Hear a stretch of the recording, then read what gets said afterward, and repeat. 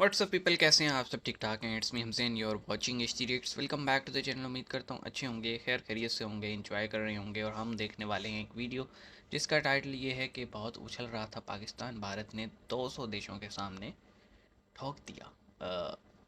और यूएन का प्लेटफॉर्म की फ़ोटो लगी हुई है। और अभी मुझे याद नहीं पड़ता, रिसेंटली कोई यूनाइटेड नेशन में इंडिया पाकिस्तान की कोई नोक झोंक हुई हो या किसी रेजोल्यूशन को लेके।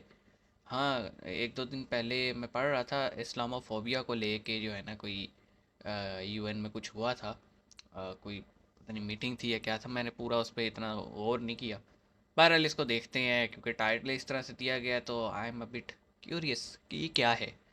तो शुरू करते हैं भाई। सब्सक्राइब कर लो, बेल आइकन प्रेस कर लो, और नई नई चीज़ें हम लेके आते रहेंगे। कमेंट सेक्शन हाजिर है, आप सजेशन दीजिएगा। शुरू करते हैं। 3 2 1 इन। Hinduism, with over 1.2 billion followers, Buddhism, with more than 535 million, and Sikhism, with over 30 million followers worldwide, are all subject to religiophobia.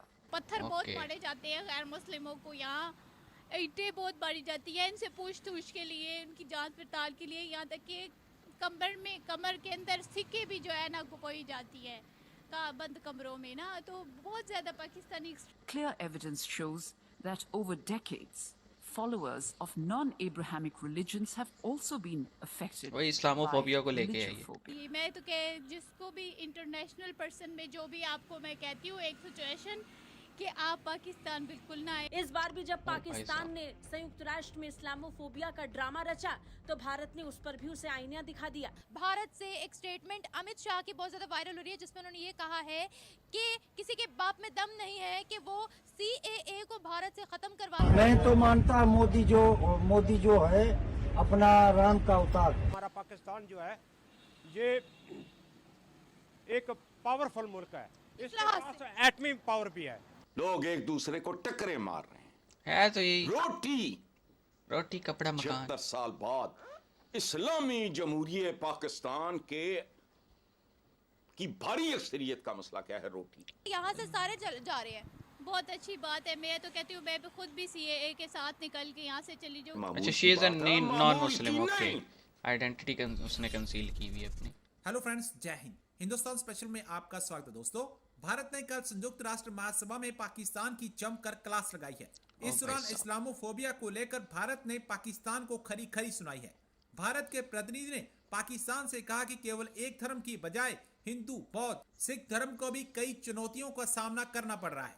इस दौरान जब पाकिस्तान के दूत ने अयोध्या में स्थित राम मंदिर का जिक्र किया तो भारत ने कड़ी आपत्ति जताई। Bharat, Brazil, France, Germany, Italy, Ukraine तथा ब्रिटेन समेत 44 देश इस मतदान से दूर रहे।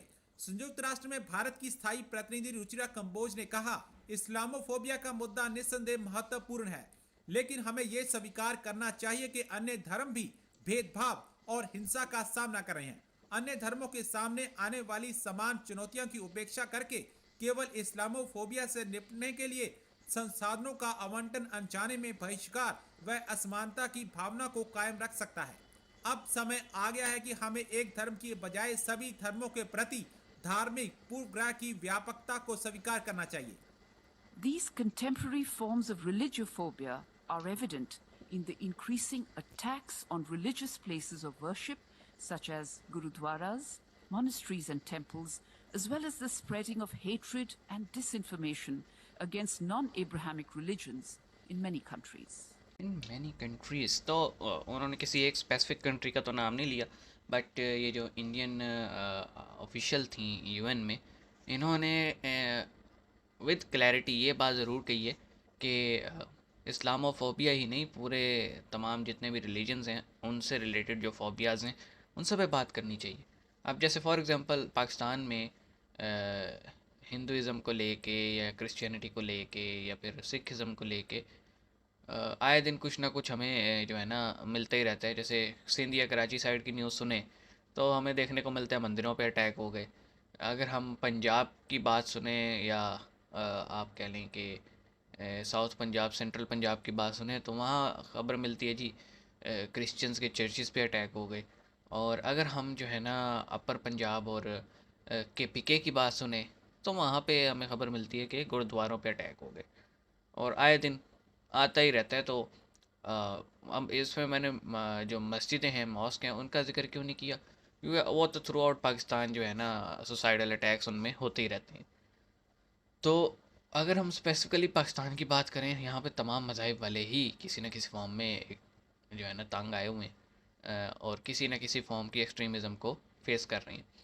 तो ये इंडियन डेलीगेशन थी, इन्होंने बगैर किसी का नाम लिए इन्होंने कहा है कि जितने भी नॉन एब्राहमिक रिलीजन्स हैं उनको भी मुश्किलात का सामना है, और हमें उनको भी इम्पोर्टेंस देनी चाहिए, बात करनी चाहिए उस पर, और करनी भी चाहिए। अब देखें,